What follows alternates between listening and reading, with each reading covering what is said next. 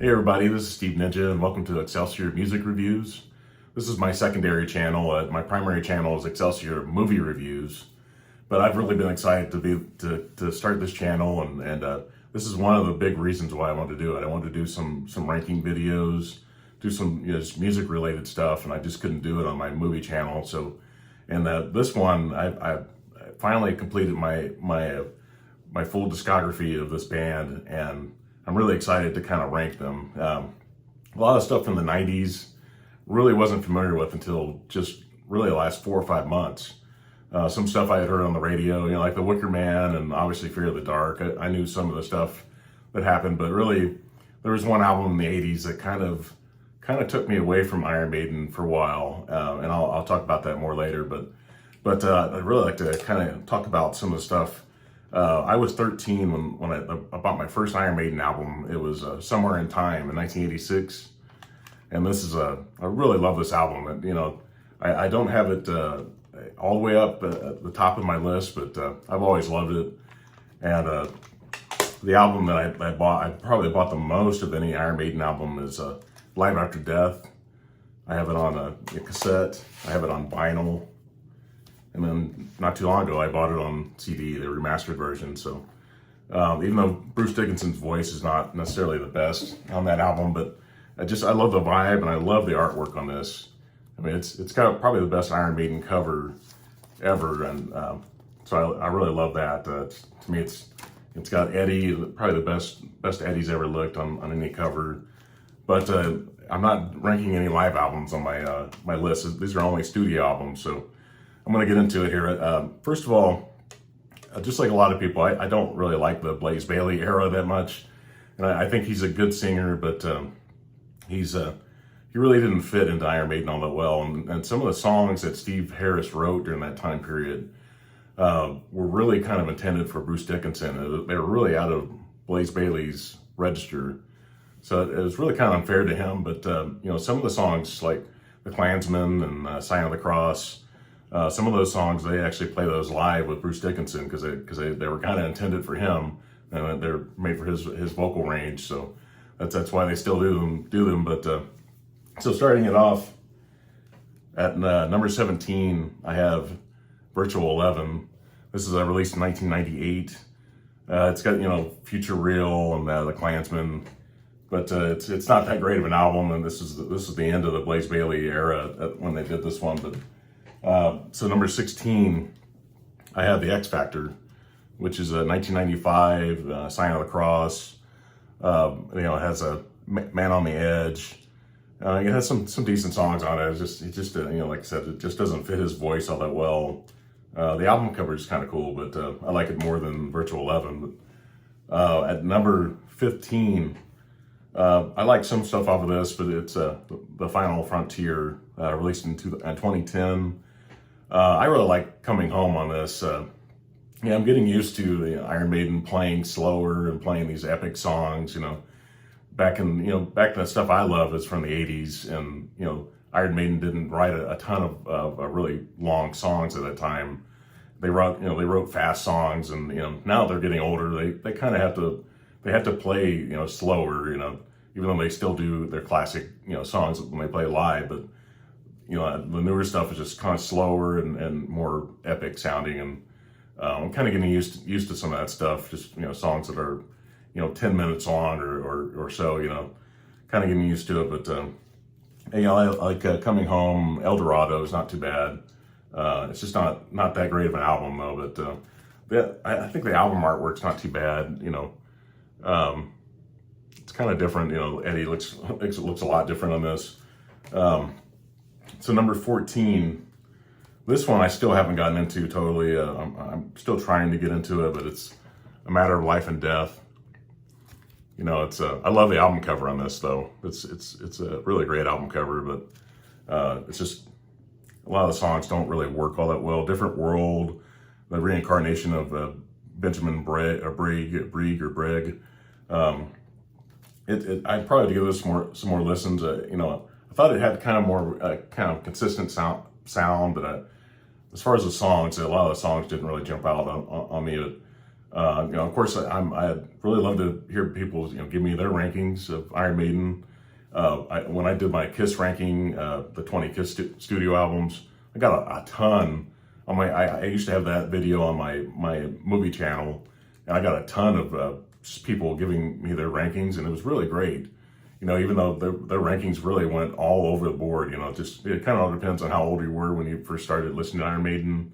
In that case with Kiss, so, and the same thing with Iron Maiden. I'd really love to hear people's comments and tell me, how they rank these. Do they rank some of the newer albums in their top 10? That'd be great. Like I said, there's no judgment. Just there's no wrong answer. It's great though. I love people sharing that with me. To me, that's what's great about YouTube and doing these ranking videos. Just getting people's input and. Maybe list some of the songs you really love. Maybe I need to go back and listen to some of those songs and kind of maybe see if I warm up to them more. Because some of these I listened to a couple of times when I bought them new. Because for like 3 or 4 months, I bought several Iron Maiden albums. Just because I've always wanted to collect their whole discography. I just never did. I had some hits albums. I had a couple albums from the '80s. And then I decided one day basically when Senjutsu was released, I decided I'm going to collect their whole discography. It's about time I do that, and I love these digipacks as well.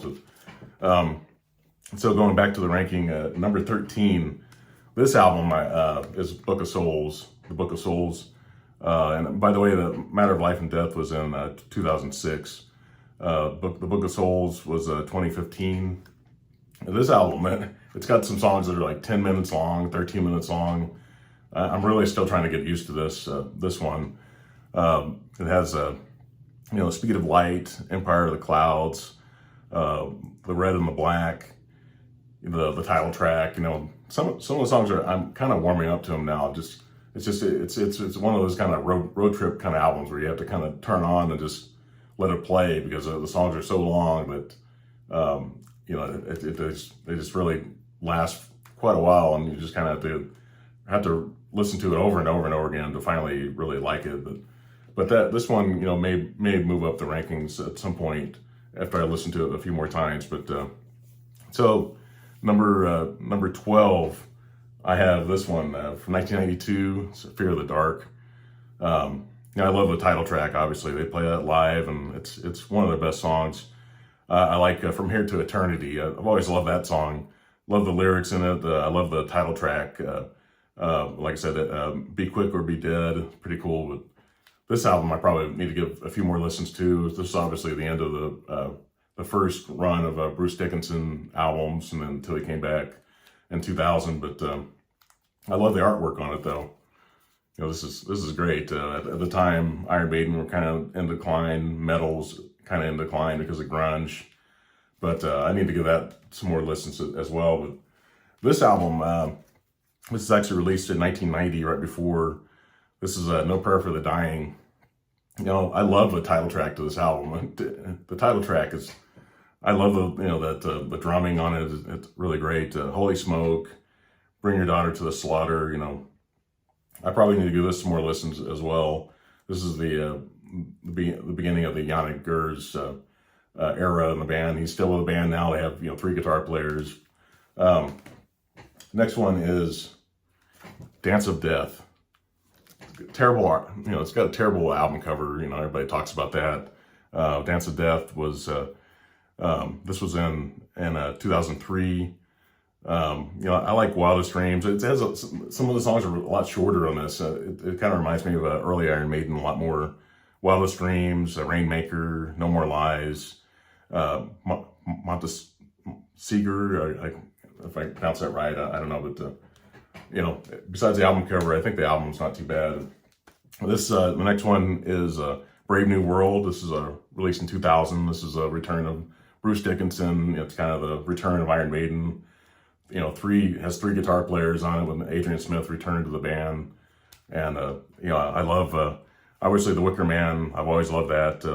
Ghost of the Navigator, the title track.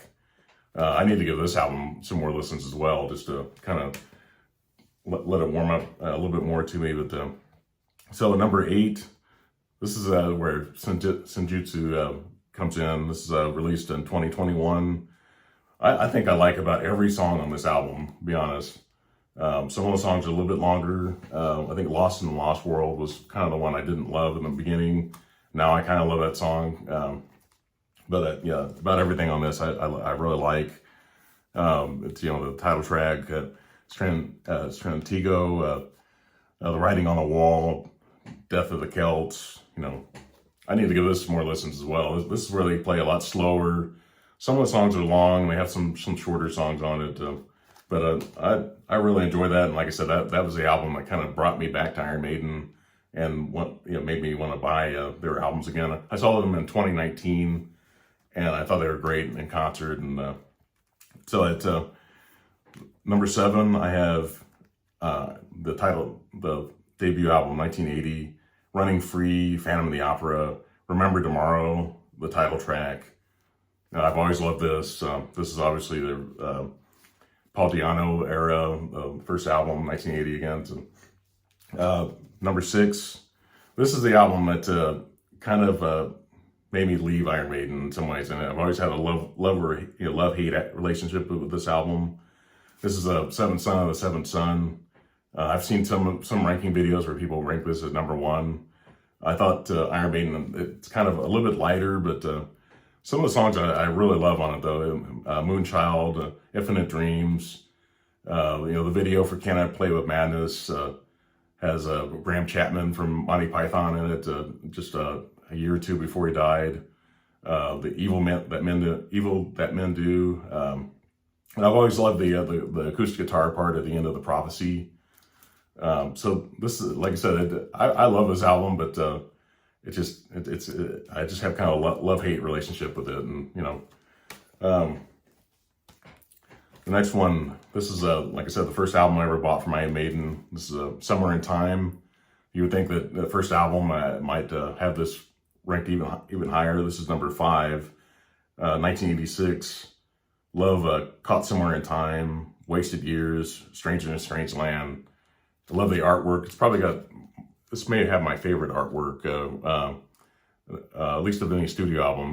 Live After Death is amazing, but I love this, the kind of cyborg Eddie. Love that one. But number 4, I have Killers. This is a 1981. Wrathchild, Killers, Murders in the Rue Morgue. I've always loved the song Purgatory on this. Love the lyrics on it. This is great. This is, like I said, the first and final Paul Di'Anno album. Great. Number 3. This is where if you saw my thumbnail, some people would. These 3, I think I can switch the order at any time. But some people have this at number 1. It's Power Slave. I have it at number 3. Released in 1984. I love the title track, Aces High, 2 Minutes to Midnight. I love Rhyme of the Ancient Mariners. That was probably like the first really long song that they ever had. I think it's like 13 minutes or so long. But I love the album artwork in this as well. At number 2, some people might have this at number 1. It's The Number of the Beast, released in 1982. Love the title track. Love Run to the Hills. Obviously, we've all heard that song so many times. 22 Acacia Avenue is probably my top 5 favorite Iron Maiden songs. This Hallowed Be Thy Name. This is a really great album. And then number 1, obviously, I've got Peace of Mind. This is released in 1983. Love Flight of the Icarus. That may be my favorite Iron Maiden song. Love the lyrics and love the imagery. Where the Eagles Dare, Die with Their Boots On, The Trooper, Revelations. Have so many great songs on this. But I love this one. Some people might have this at number 1. Some people might have it 2 or 3. Usually, like I said, these top 3 could be in any order, most people's list. And like I said, I'd like to see your list as well. But that's all I have, though. Like I said, please like and subscribe. Please write in the comments what your 17 Iron Maiden, how you rank your 17 albums. And have a good night. Thank you. Bye.